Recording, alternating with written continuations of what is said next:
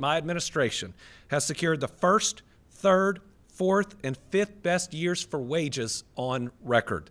Last year, our average incentivized wage was the highest of all time, hitting nearly $30 an hour. And we're not letting up in 2026. Just this morning, several projects were approved by the Kentucky Economic Development Finance Authority. 7 prospective new location and expansion projects were approved for performance-based tax incentives. They represent a potential investment in Kentucky of $851 million and up to 591 new full-time jobs across the state. This means in the first 2 months of 2026, we've announced 18 projects totaling $1.4 billion. That's one of the hottest starts that a state has seen in a year. These projects are set to create more than 1,100 new jobs for Kentuckians. Today's approvals include Dino Noble Inc. in Muhlenberg County, Tennessee Auto Track in Simpson County, ISCO Industries in Jefferson County, Magna Seating of America, doing business as Louisville Seating Systems in Bullitt County, Old Town Banking in Simpson County, Purdue Foods in Ohio County, and also included in the approvals was a formal announcement of a major growth in Kentucky's energy sector. Today, Green Energy Parks shared plans to locate a new $142 million agricultural waste-to-energy facility in Arlington that'll create 20 high-wage jobs.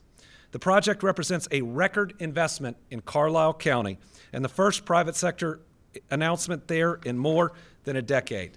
The facility will convert locally sourced agriculture byproducts and distillers' grains from our iconic bourbon industry into renewable natural gas and food-grade liquid carbon dioxide. I'm excited to welcome Green Energy Parks to Arlington, and I know the community's excited too. This is a big day for Carlisle County. So we've got a video from their judge executive and my friend Greg Terry. Today marks a transformational moment for our community. With the announcement of this new $142 million investment, our county is not just welcoming a business, we're planting the seeds for long-term growth, opportunity, and prosperity. In a farming community built on hard work, resilience, and innovation, our project honors our agricultural roots while expanding our economic future. It brings quality jobs, strengthens our local economy, and creates new partnership for our farmers, families, and businesses. This investment sends a clear message. Our county is a place where tradition and progress grow side by side. Together, we are cultivating opportunity, and the harvest will benefit generations to come. Announcements like this matter. I'm really proud that this project is bringing Carlisle County their largest investment on record. Since I took office, we've secured that milestone for 43 of Kentucky counties. That means over a third of all of Kentucky counties have had their largest investment on record since I became governor.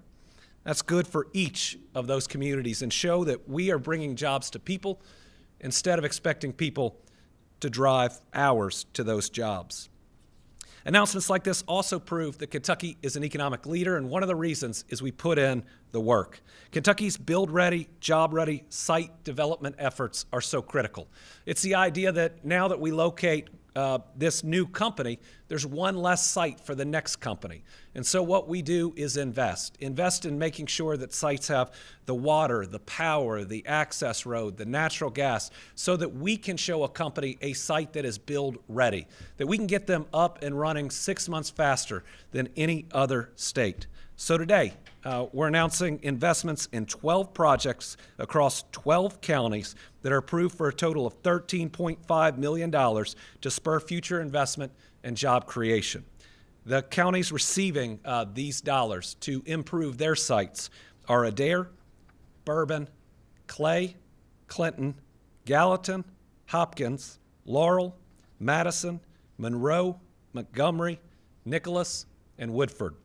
The investments we make in our speed to market initiatives help make us that leader in economic growth and job creation. I want to congratulate these communities for receiving this approval today, and I look forward to seeing the companies that are going to locate on these sites. We also announced this week that 8 innovative Kentucky companies will receive $862,000 in state matching grants to support high-paying jobs and further grow Kentucky's technology sector. The funds will match in part $6.6 million in federal grants the businesses will collectively receive.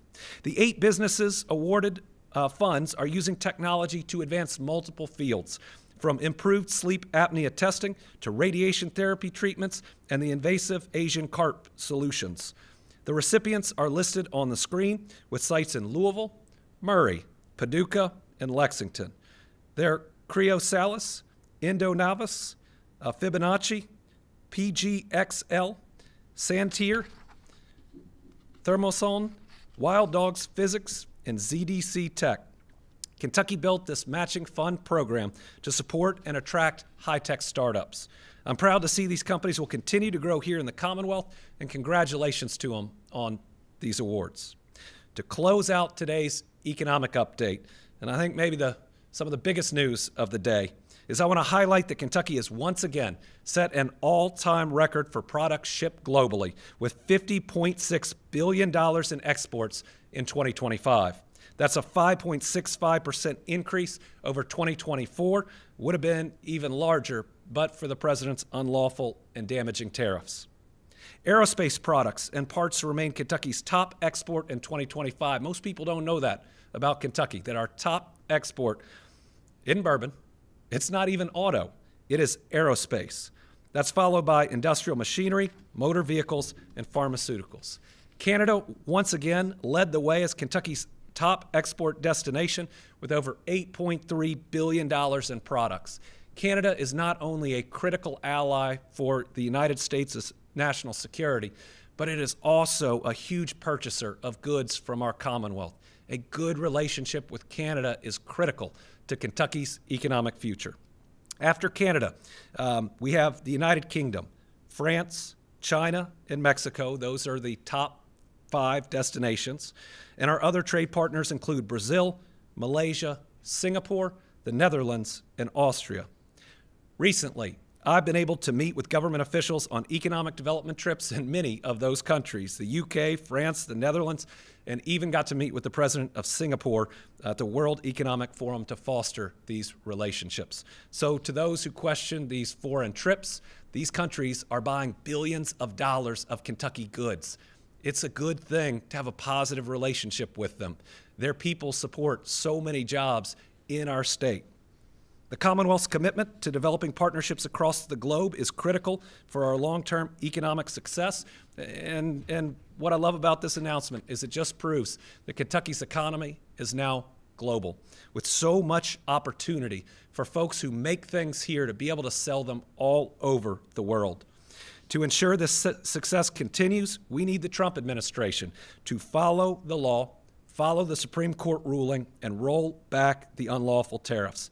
These trade partnerships bring Kentucky-made products to the world, and it helps everyone involved to see these exports grow. So to everybody in Kentucky that is exporting their goods worldwide, congratulations. You helped us set a really big record.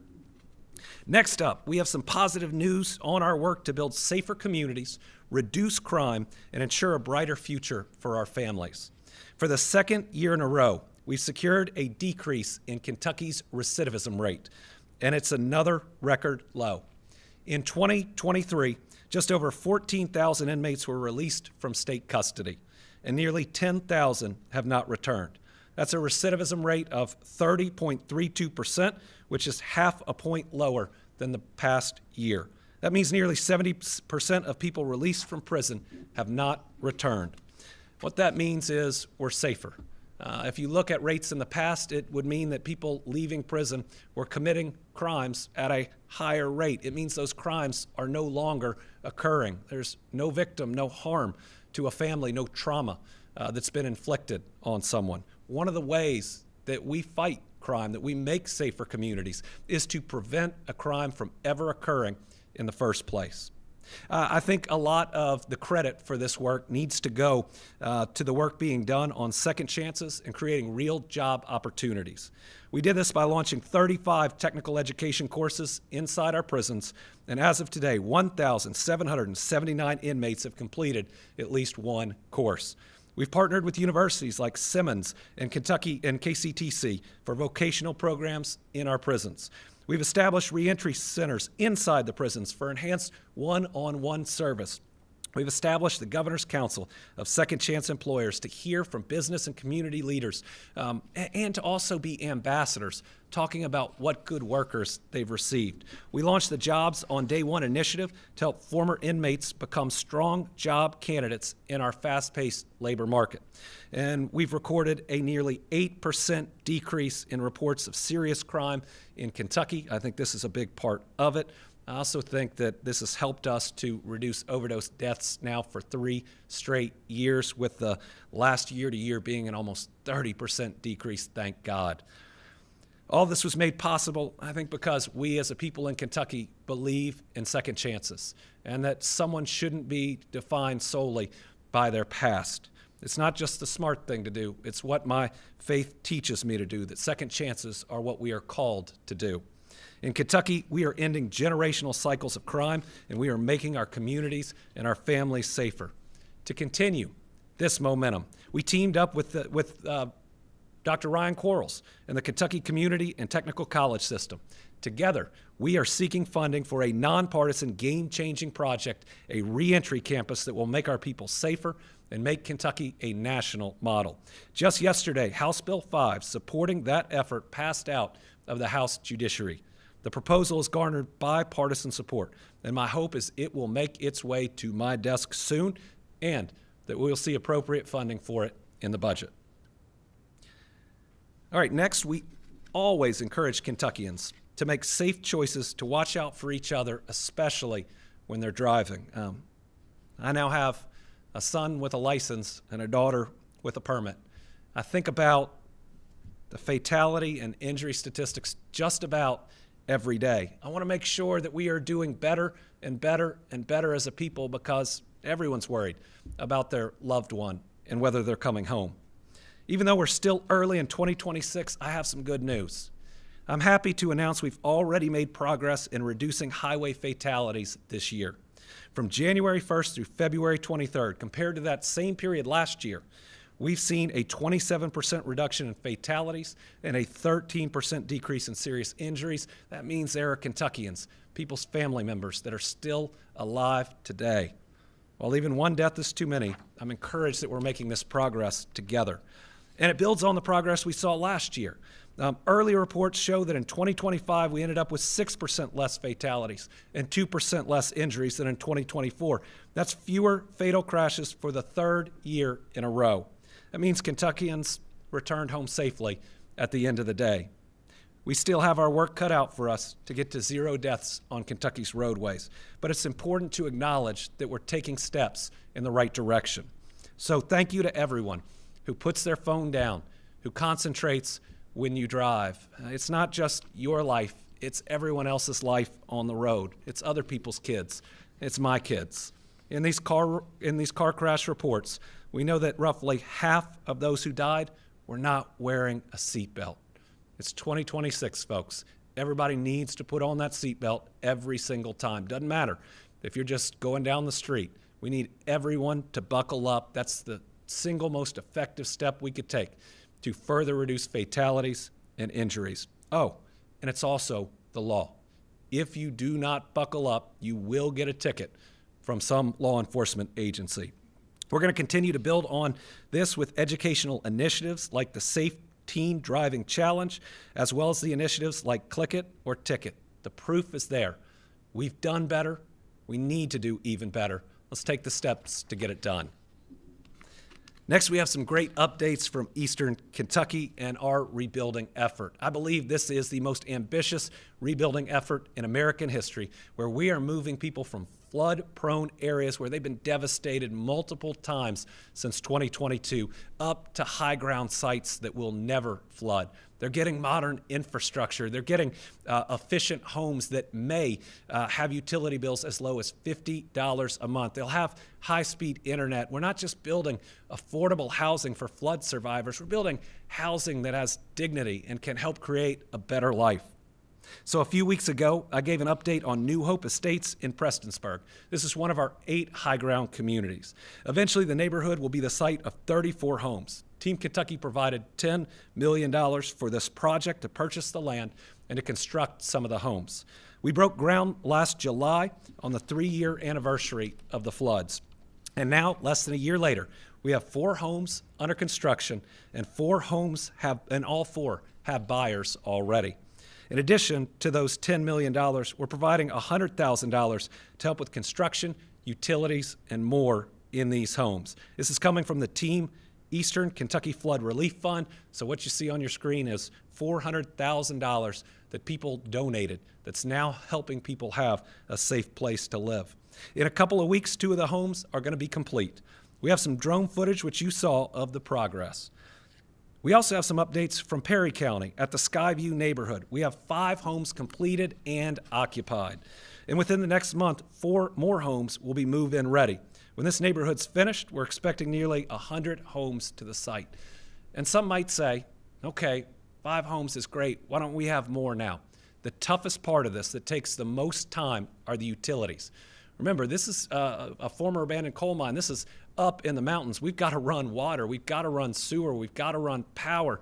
You may need a water tower that's up there. We've got to put in the broadband. We've got to do the grading for the roads. And so all of the most difficult work for the sites we're showing you are done, and especially this spring, we're going to see a whole lot of building. At Chestnut Ridge in Knott County, the roads in the western portion of the neighborhood are almost complete. We expect the roads to be finished by the fall when the paving is done on the entire site. At Chestnut Ridge, we're planning for 175 homes in total. Some are going to be rental units because we know those are needed. We also have some good news at Olive Branch. Did we have images of Chestnut Ridge? Not working? Okay. We also have good news at the Olive Branch site in Knott County. Road construction will start soon, clearing a path for ongoing progress. The site's expected to have around 130 homes with senior apartments, a park, and a recreation space for families. To the people of Eastern Kentucky, we know you've waited a long time. But these projects are going to create a better life, amazing new communities, and we're really proud to be working with local leadership on them. Remember, go to housingcan'twait.org if you believe you might be eligible for one of these homes. Fill out an interest form, and a representative from FAHI, a great housing partner, will call you back. All right, next we have an update on Severe Weather Week. Kentucky, we know all too well the impact of severe weather. Since I became governor, just the last 6 years alone, we have had 15 federally declared weather disasters and several on top of it that should have been declared, but for whatever reason, the folks in Washington wouldn't do it. From the deadly tornadoes in 2021, the deadly floods in 2022, to flooding last year and the most recent winter storm, we have seen the unimaginable. But each time we face the challenge, I'm thankful that we faced it together. We've pushed through it. We've comforted the families that have lost, and we've worked to rebuild and rebuild stronger. We've taken proactive steps to help our people, and Team Kentucky works together to ensure every area that has any impact is addressed. We have great partners like the National Weather Service, who keeps us updated on the forecast and what's expected. So listen, in Kentucky, whether you're a Democrat, Republican, or independent, I hope you'll give voice opposing cuts that have been made to the National Weather Service. These are the folks that give us 3, 4, 5 days, sometimes a week ahead to prepare. Think about everything we have been through, and do we want to lessen our notice? Do we want to lessen the chance that we know about it ahead of time? If we do, that puts all our families at risk. We take steps out of my office like declaring states of emergency to ensure resources are available. Our emergency management and transportation teams monitor impacts, pre-position crews to help with response, and more. And of course, our Kentucky State Police, local law enforcement, and first responders, the Kentucky National Guard, stand ready to help Kentuckians in need. It takes a team effort, one that also includes Kentuckians being prepared at home. And that's why I'm proclaiming March 1st through March 7th as Severe Weather Awareness Week in the Commonwealth. During this time, we'll educate folks across the state what you can do to be prepared and to help keep your family safe. Each day, Kentucky Emergency Management and the Weather Service will focus on different areas of safety. On Monday, they'll talk what folks can do in case of lightning. Tuesday is focused on heat and wind safety. Wednesday is all about tornado drills, so you know what to do. Thursday focuses on how to protect yourself during tornado conditions. And on Friday, they'll share what to do during a flood threat. And on Saturday, they'll end the week with safety tips for boating, swimming, and more ahead in the summer. There'll also be a statewide tornado drill on Wednesday, March 4th at 10:07 a.m. So if you hear that warning, remember, it's a drill, but we'd ask that you join in and you practice. We have seen so many tornadoes in the last several years, and we want everybody to make it through the next one that hits Kentucky. While we never want severe weather, the best thing we can do is to keep everyone safe and prepared. And a big thanks goes out to our local emergency management directors. Each county has one. They are some of the best public employees you'll ever meet, and they spend every single day thinking how they can better protect their community. And when the worst happens, they go into action, and you see, even before the state police, even before the National Guard, rescue after rescue after rescue being done, that's that emergency manager drilling with the local first responders. They deserve a big thank you during this week. And finally, for this week's team, Kentucky All-Star, I'd like to recognize our former Kentucky Poet Laureate and Laurel County native, Silas House. Silas, who I saw yesterday, is a nationally known best-selling author of several novels, and I'm happy to call him a friend. His writing is so good that you feel the emotions in the book. I was reading The Cold Tattoo, and he's talking about a person dealing with depression. I had to put it down several times because his writing is so powerful that you can feel what his characters are feeling. Because of that, he's won a lot of awards. Everything from the Nautilus Award, an E.B. White Award, the Appalachian Book of the Year, the New York Public Library Storyline Prize, and the Lee Smith Award. In 2020, he received the Governor's Awards in the Arts Artist Award, and last week, he added to that incredible list of accomplishments by being awarded the Southern Book Prize for his recent book of poems, All These Ghosts. This is Silas's second Southern Book Prize. His first was in 2023 for his book, Lark Ascending. I've been lucky to know him for several years now. In 2023, he was kind enough to write and then read his poem, Those Who Carry Us, at my second inauguration. I remember looking at him and saying, "Were you nervous?" And he says, "No, I never get nervous reading my work." I told him I was a little nervous in my speech. His ability to speak about and honor the culture of Appalachia in such a beautiful way is so special. And there is nobody in this state that steps up when we need him, when he can be an ambassador, when he can represent us to the world as quickly and as often as Silas House. So congratulations, Silas. You may have all those awards, but now you can say you're Team Kentucky All-Star. All right, with that, we'll open it up to journalists. We have 3 in studio, and I think we have 5 on the line. So this may take a minute. We'll start with Bodie.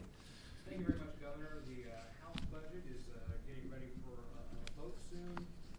You've shared before that generally there's a lot more give and take whenever it moves over to the Senate. So thoughts on the current version that's about to be voted on, and what kind of changes would you like to see? Well, let me start with a positive, because I'm always told I'm supposed to say a positive. It does address what would have been crushing hikes to public employees on their health insurance. And let me say, the House had all the information they need. Everything in those subpoenas was new and hadn't been requested according to my cabinet secretaries. They had everything they needed, including my recommended budget, not to come out with something that would scare public employees the way that did. That would have been devastating to our workforce. With that said, this budget is going to cause a lot of harm if not changed. So on the Medicaid side, we make projections of what Medicaid is going to cost. It's the cost of care times the number of people, and you need that amount of money. Otherwise, you've got to start looking at changing coverage or other drastic measures. The House budget has $1.4 billion less in it for Medicaid than the projection. What will that do? It's going to hammer rural and urban health care. The big ugly bill already did enough. I mean, $1 trillion of Medicaid cuts. It's projected to impact, if not close, 35 rural hospitals. On top of that, you got people that are falling off the ACA exchanges that reimburse these same hospitals more than Medicaid. But because Congress extended a tax cut for the wealthy, but refused to extend a tax credit for hardworking Americans to afford health care, those hospitals get hit again. And now, these are all Kentucky hospitals and clinics. $1.4 billion less than what they will need to operate. Basically, they're just taking what the federal government did and hurting our healthcare organizations that much more. State police has a big cut compared to what's needed. That's going to make us less safe around the Commonwealth. There's no funding for the DJJ initiatives that Senator Danny Carroll and everyone else that was on that group that looked at it said we need. So if there are still criticisms for DJJ, and I'm sure they are, that is on the legislature now. This is multiple sessions that we've gone to them and said, if you want us to achieve these goals, we need a couple of capital investments. There's no pre-K. West Virginia did this 20 years ago. And these kids, they're not Democrats or Republicans. It means if it's not changed, we'll go through another 2 years where our kids don't have the same opportunities as people in Alabama or Georgia. And last time I checked, those weren't bright blue states. Somehow, our supermajority seems to be the only one in the country that believes that this is a partisan issue. There's not enough money in SEEK. We're seeing more special needs children in our public school system with significant needs.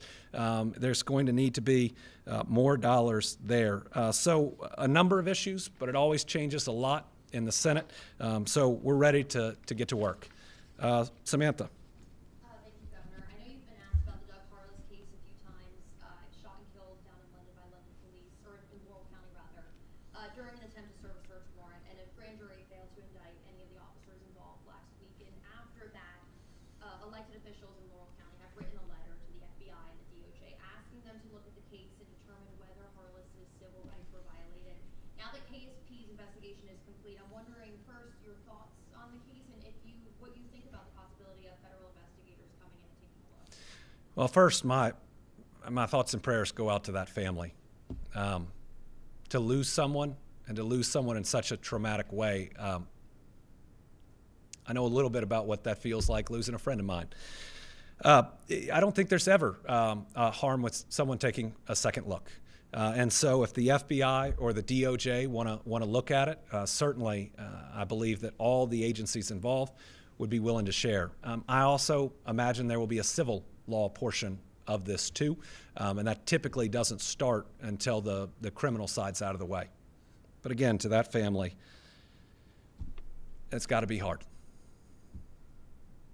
Keeley? Yeah. Governor, House Bill 1 just passed through its Senate committee hearing this morning, is likely to go to the floor in a couple of days. I wanted to know your thoughts on the bill. It is the federal school choice option. So I've been really clear that public dollars should only go to public schools. And I don't comment on whether I'm going to veto or not veto bills until they get to my desk, but I'm a 100% pro-public education governor that believes that public dollars should only go to public schools. On the line, Piper Hansen.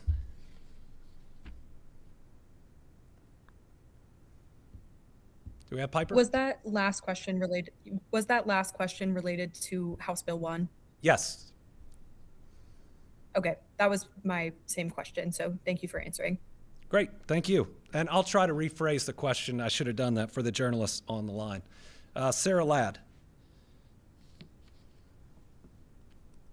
Yeah, thank you. There's a big Medicaid expansion reform bill moving through the legislature right now. It's House Bill 2. It does a lot of things, including adding more frequent redeterminations, and it adds some in-hospital services, copays, to sort of try to reroute patients who go to the hospital or ER for primary care and kind of get them into PCP, preventative care, instead. Have you reviewed this legislation, and what are your thoughts on it, if so? And do you have a signature or veto plan on that?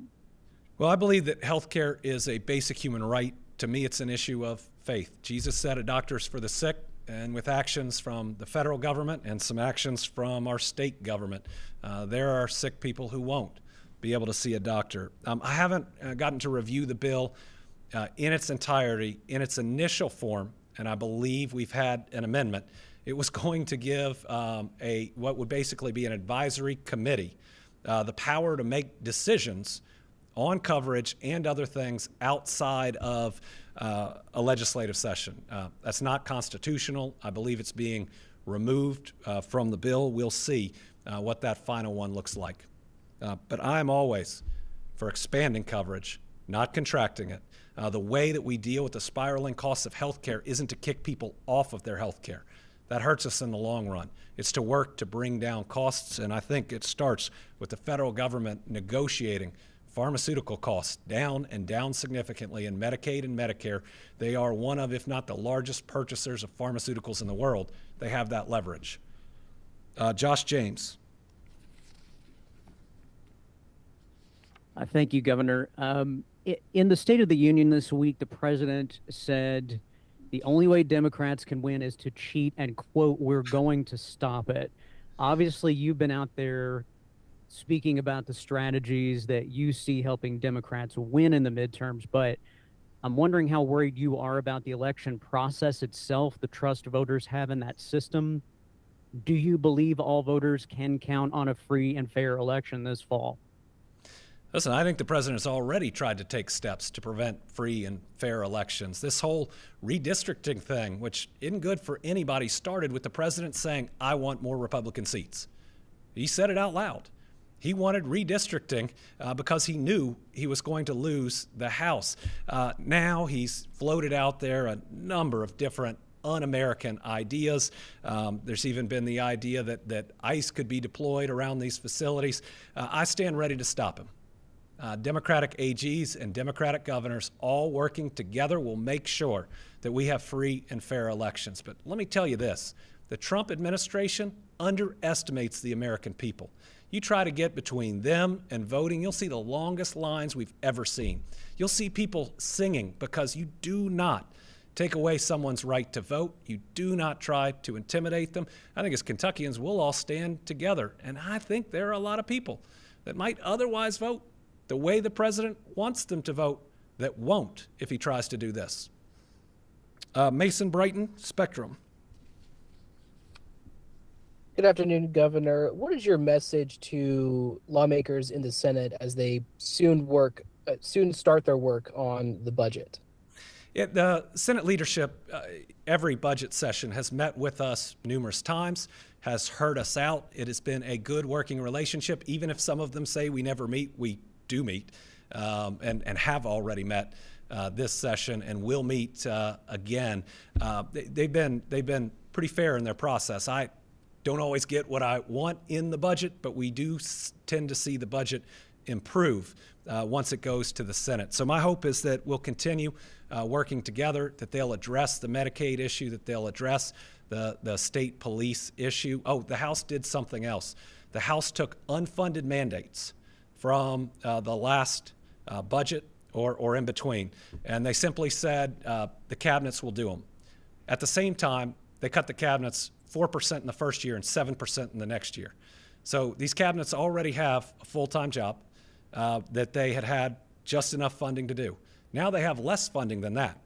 And now there's a mandate that they send out money to different places from what budget they have, which is even a bigger cut. And as I think we'll be able to show you next week, certain of these things like DCBS only have a certain amount of money. It goes to TANF, it goes to other important things. And so if you say, well, you'll also do what was Senate Bill 151 before, but we're not going to give you the money to do it, where do you think it comes from?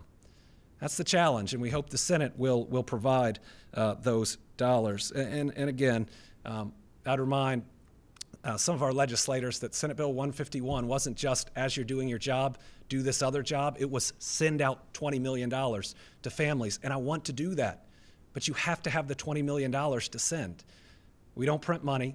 You can't create it by magic. We just need them to say this is a priority, and here's $20 million to do it. Isaiah Kim Martinez.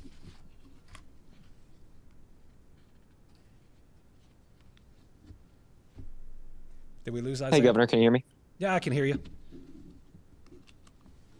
Appreciate your time. Just had a quick question. I heard a moment ago you sort of suggested that maybe some of the president's words and what's been happening here in his second term may mean some Democrats maybe do better in certain races than they may have in the past. Do you believe Kentucky's U.S. Senate race, do you see any of the Democrats there having a potential chance in what's been a Republican seat for so long? Democrats all over the country are going to do well in these midterms. They're going to do well because a president that promised to make life a little easier, to bring costs down, has done anything but that. His tariffs, now shown to be unlawful, have raised prices on Americans, with us paying 90% of all those billions of dollars he brags about. It's just a tax on us. It's not just me that calls it a tax. It's Rand Paul, it's Mitch McConnell. Three of us don't agree on a lot, but we agree on that. It's cost Kentuckians, we think, about $1,700 over this last year, when most people would describe their status as treading water or drowning. Another $1,700 of cost. The big ugly bill, we just saw the birthing center close in Lincoln County. We saw a project from U of L earlier, already canceled. We're starting to see this all over the state. It's going to significantly impact Kentuckians and Americans. So I think whoever our general election candidate is in the Senate race and in the 6th congressional district will do better. We'll do better. The question is how much better, and can they pull it off? I believe both races will be competitive. I'll also say around the country, I think we're going to pick up a number of governor seats. That's my job with 36 races. My predecessor, Laura Kelly, went 2 for 2. I don't think I can go 36 for 36, but we're going to surprise people in some places. All right, thank you all very much. We'll see you back next week. Thank you all.